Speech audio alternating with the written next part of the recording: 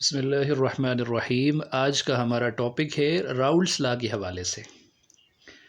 Raoul's law को हमने book के अंदर लाइन बाय लाइन हमने डिस्कस कर लिया था, देख लिया था। तो आज यहाँ पे लेक्चर की सूरत में इसको देख लेते हैं, ठीक है। राउल्स लॉ कहते किसे हैं, या राउल्स लॉ स्टेटमेंट इसकी क्या है और क्या इसकी बात होती है और किसके बारे में ये बात करता है। तो देखें, इसकी स्टेटमेंट ये है कि the partial pressure of any volatile component of the solution is equal to the vapour pressure of pure component multiply by its mole fraction. ये जो x लिखा हुआ है, x यहाँ पे मुराद क्या है जी? x से मुराद है मोल फ्रैक्शन। और ये हमने पढ़ा हुआ है कि मोल फ्रैक्शन किसे कहते हैं। कहते हैं कि किसी भी वोलेटाइल कंपोनेंट का जो पार्शियल प्रेशर होता है किसके अंदर? सॉल्यूशन के अंदर। वो पार्शियल प्रेशर किसके इक्वल होगा? वो इक्वल होगा उसके वेपर प्रेशर के, जब वो प्योर फॉर्म में हो। प्योर फॉर्म से मुराद ये कि जब वो सॉल्यूशन की फॉर्म में ना हो, ठीक है। Multiply by its mole fraction, और साथ आप मल्टीप्लाई कर देंगे उसका वो मोल फ्रैक्शन जो सॉल्यूशन के अंदर मौजूद है, ठीक है। अब थोड़ा सा इसको एक्सप्लेन करते हैं, समझने की कोशिश करते हैं कि असल में ये लॉ कहता क्या है। देखें, यहाँ पे आइडियल सॉल्यूशन लिखा हुआ है। इसका मतलब ये है कि राउल्स लॉ जो सॉल्यूशंस ओबे करते हैं वो आइडियल सॉल्यूशंस कहलाते हैं। अगर पूछा जाए व्हाट आर आइडियल सॉल्यूशंस, तो जवाब ये होगा ideal solutions are those solutions which obey Rawls law. जो राउल्स लॉ को ओबे करते हैं वो सॉल्यूशंस क्या कहलाते हैं जी? आइडियल सॉल्यूशन कहलाते हैं। अब यहाँ पे देखें, इस लॉ को समझने की ज़रूरत है और आसान है। देखें, फॉर एग्जांपल आपके पास एक कंपोनेंट है ए। एक कंपोनेंट क्या है? ए। दूसरा कंपोनेंट आपके पास है बी। और मज़े की बात यह है कि ये दोनों कंपोनेंट्स क्या हैं? वोलेटाइल। क्या हैं जी? वोलेटाइल। वोलेटाइल से मुराद ये है कि रूम टेम्परेचर के ऊपर, आम टेम्परेचर के ऊपर इनके आसानी के साथ क्या बन सकते हैं? वेपर्स बन सकते हैं। तो ए भी वोलेटाइल है, बी भी वोलेटाइल है। अब ए जो कंपोनेंट है, इसका जो प्रेशर है, कौन सा प्रेशर? Vapour pressure. जब ये प्योर फॉर्म में हो उसको हमने डिनोट किया पी नॉट से। पी नॉट का मतलब pressure in the pure form, और साथ ए लगा दिया ताकि पता चले कि कौन सा प्रेशर है। ए कंपोनेंट का ये प्रेशर है। इसी तरह दूसरा कंपोनेंट है बी, उसका जो प्योर फॉर्म में वेपर प्रेशर है उसको हमने डिनोट किया पी नॉट ऑफ बी के साथ। अब ये दोनों कंपोनेंट हमने क्या कर दिया? आपस में मिला दिए। तो इनसे क्या बन जाएगा? सॉल्यूशन बन जाएगा। अब देखिए, जो सॉल्यूशन बनेगा इसके अंदर दोनों कंपोनेंट्स आ गए, ए और बी, ठीक है। ए और बी कंपोनेंट।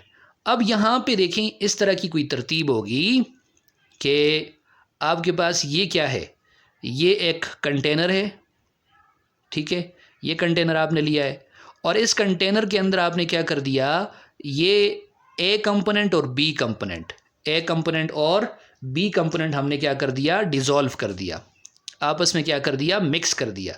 फॉर एग्जांपल यहाँ पे ए कंपोनेंट, इसको मैं शो कर रहा हूँ ब्लैक कलर से और दूसरे को मैं शो कर रहा हूँ ब्लू कलर से, ठीक है। ये दो कंपोनेंट्स आ गए। अब अगर आपने ये बीकर जो है या ये जो कंटेनर है इसको अगर आप बंद करेंगे, अब ये ए कंपोनेंट जो है ये भी क्या है जी? वोलेटाइल है। बी कंपोनेंट जो है ये भी वोलेटाइल है, ठीक है। यहाँ से ए के भी वेपर्स बनेंगे, बी के भी वेपर्स बनेंगे। फॉर एग्जांपल जो बी का वेपर बन रहा है उसको मैं ब्लू कलर से क्या कर रहा हूँ? शो कर रहा हूँ। ये बी कलर के बी कंपोनेंट के क्या बनेंगे? यहाँ पे वेपर्स बनेंगे। सिमिलरली यहाँ पे ए जो कंपोनेंट है वो भी वोलेटाइल है, तो उसके भी क्या बनेंगे? उसके भी वेपर्स बनेंगे। यहाँ पे अब क्या होगा? एक वेपर प्रेशर एग्जर्ट होगा। वेपर्स बनेंगे तो लाजमी बात है वेपर प्रेशर एग्जर्ट होगा। अब ये जो वेपर प्रेशर होगा, ये टोटल वेपर प्रेशर, वो ए कंपोनेंट के वेपर और बी कंपोनेंट के वेपर्स की वजह से होगा। यानी पूरा जो सोल्यूशन है उसमें तो दोनों कंपोनेंट्स हैं। राउल्स लॉ अब यही कहता है। अब देखें, ये जो ए कंपोनेंट की वजह से जो प्रेशर है उसको हम कहेंगे पार्शियल प्रेशर। उसको हम क्या कहेंगे, partial vapour pressure of A, और जो बी की वजह से होगा उसको हम कहेंगे partial vapour pressure of B. ठीक है, और इसको हमने डिनोट किया पी ए और पी बी से, जबकि जो पेवर कंपोनेंट था उसको हमने डिनोट किया था, यानी सोल्यूशन से पहले जो पेवर फॉर्म में थे तो उस वक्त हमने डिनोट किया था पी नॉट ऑफ ए और पी नॉट ऑफ बी।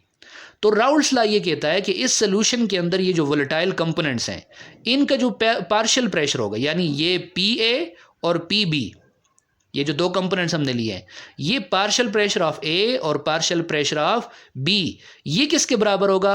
तो उसने यही कहा कि ये बराबर होगा, देखें पी ए ये बराबर होगा जो पेवर फॉर्म में उसका वेपर प्रेशर है वो, और multiply by X of A. X of A means mole fraction of A, यानी कितने मोल आपने लिए थे, मोल्स का कितना हिस्सा आपने ए का लिया था।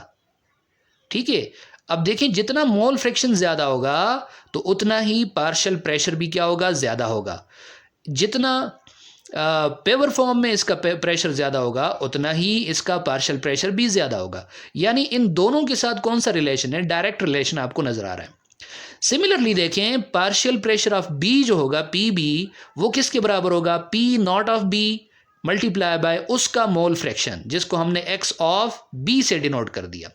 इसको इक्वेशन नंबर 1 के दिया हमने और इसको इक्वेशन नंबर 2 के दिया। अब देखिए आपने एक लॉ पढ़ा हुआ है, उसका नाम है Dalton's law of partial pressure.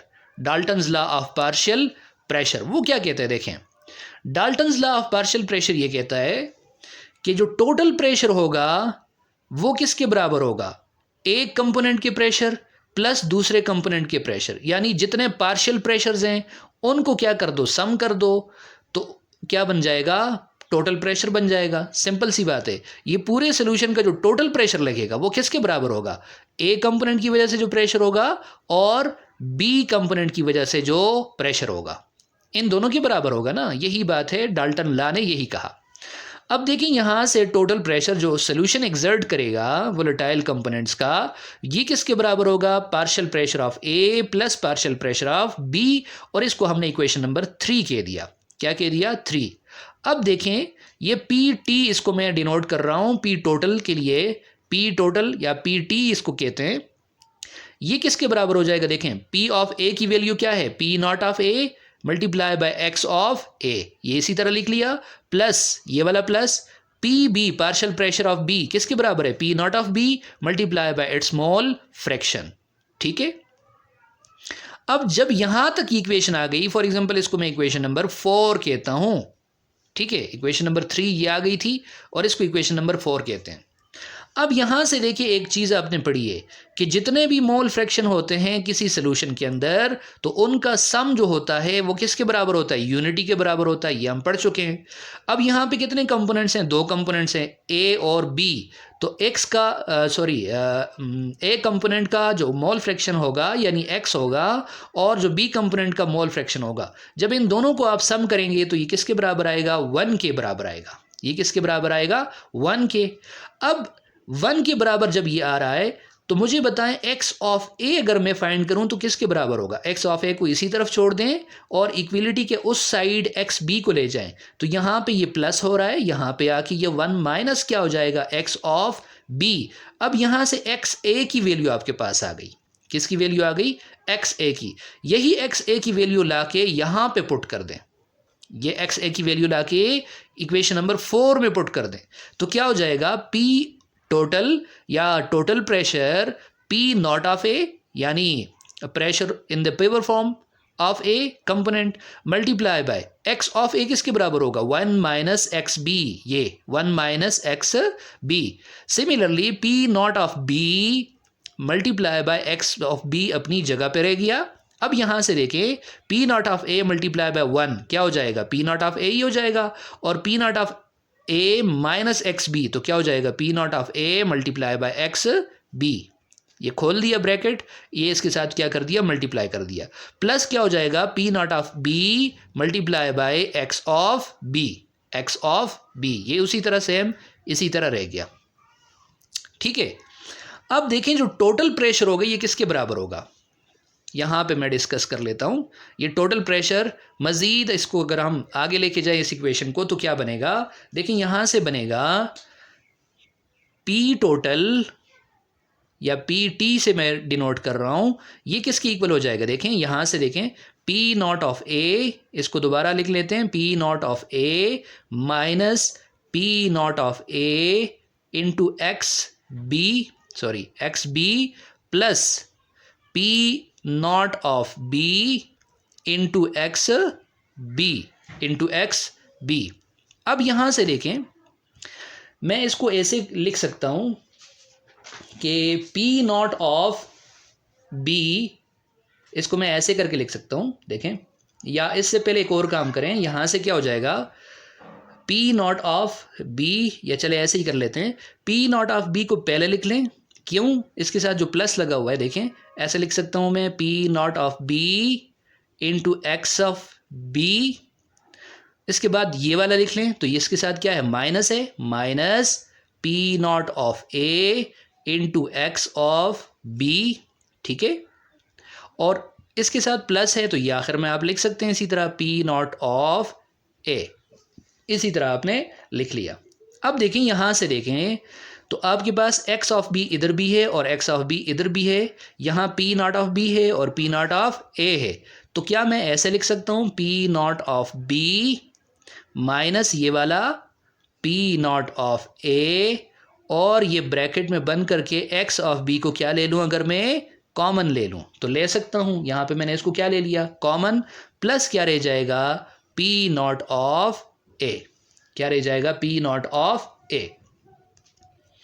अब देखें ये इक्वेशन हमें क्या बताती है, ये इक्वेशन हमें ये बताती है कि फॉर एग्जांपल एक सपोजिशन कर लें, सपोज करें कि आपके पास मोल फ्रैक्शन ऑफ बी अगर आप ले लें ज़ीरो, यानी एक कंपोनेंट जो है वो मुकम्मल तौर पे आप लें ही नहीं, ठीक है, ना लें, आप ज़ीरो रख लें, और जो दूसरा कंपोनेंट है एक्स ऑफ ए इसको मुकम्मल तौर पे वन रख लें। अब देखें ये मुकम्मल तौर पे वन कब आएगा, ये मुकम्मल तौर पे वन तब आएगा एक्स ऑफ ए कब वन के बराबर होगा, जब एक्स ऑफ बी को आप क्या ले लें, ज़ीरो ले लें, जब आप ज़ीरो ले लेंगे तो X of A plus zero is equal to one, तो X of A is equal to one आ जाएगा, ठीक है। तो यही बात हम यहाँ पे कर रहे हैं कि एक्स ऑफ बी आपने ज़ीरो ले लिया, एक्स ऑफ ए अगर आप वन रख लें तो देखें फिर ये इक्वेशन आपको क्या बताएगी, फिर ये इक्वेशन पी ऑफ टी या पी टोटल ये इक्वल हो जाएगा किसके, ये P not of B minus P not of A multiply by, देखें एक्स ऑफ बी आपने क्या लिए ज़ीरो, तो ज़ीरो पुट कर दें, ठीक है, या ऐसे कर लें multiply by zero plus P not of A, सही है। अब टोटल प्रेशर जो होगा ये किसकी इक्वल हो जाएगा, देखें ये ज़ीरो इस पूरे ब्रैकेट के साथ मल्टीप्लाई होकर इसको क्या कर देगा, zero plus P not of A कर देगा।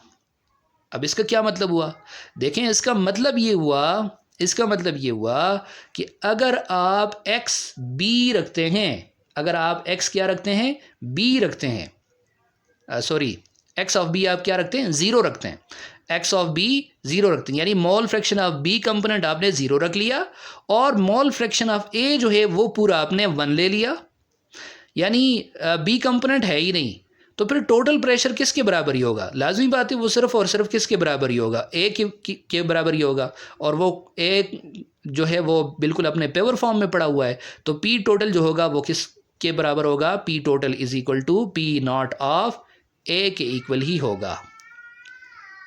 सिमिलरली इसी तरह बिल्कुल सेम अगर आप क्या कर लें, अगर आप उलट कर दें, उलट का मतलब ये है अगर आप ऐसे कर लें कि एक्स ऑफ बी को अगर आप क्या ले लें वन ले लें, एक्स ऑफ बी को अगर आप वन ले लें और एक्स ऑफ ए को अगर आप क्या ले लें ज़ीरो ले लें, तो फिर देखें ये इक्वेशन क्या हो जाएगी, ये इक्वेशन ये वाली इक्वेशन, ठीक है, इसको इक्वेशन नंबर 5 कह देते हैं, इसको इक्वेशन नंबर 5 कह देते हैं। ये इक्वेशन क्या हो जाएगी, देखें ये इक्वेशन इक्वल हो जाएगी P total is equal to क्या हो जाएगी, P not of B minus P not of A, X of B जो है वो क्या होगा वन, तो multiply by one plus P not of A हो जाएगा, ठीक है।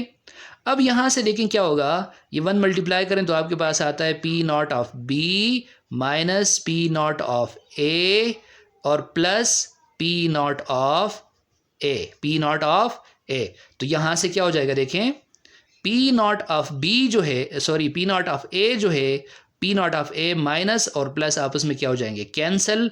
आपके पास पी टोटल जो आएगा वो किसके बराबर होगा, पी नॉट ऑफ बी के इक्वल होगा। यानी जब आप ए कंपोनेंट जीरो रख लेंगे तो सारा का सारा प्रेशर किसकी वजह से होगा, बी कंपोनेंट की वजह से होगा। तो फिर ये क्या हो जाएगा, P total is equal to P not of B, P not of B. तो ये थी सारी डिस्कशन किसके हवाले से, राउल्ट्स लॉ के हवाले से। ये सारी डिस्कशन थी किसके हवाले से, राउल्ट्स लॉ के हवाले से।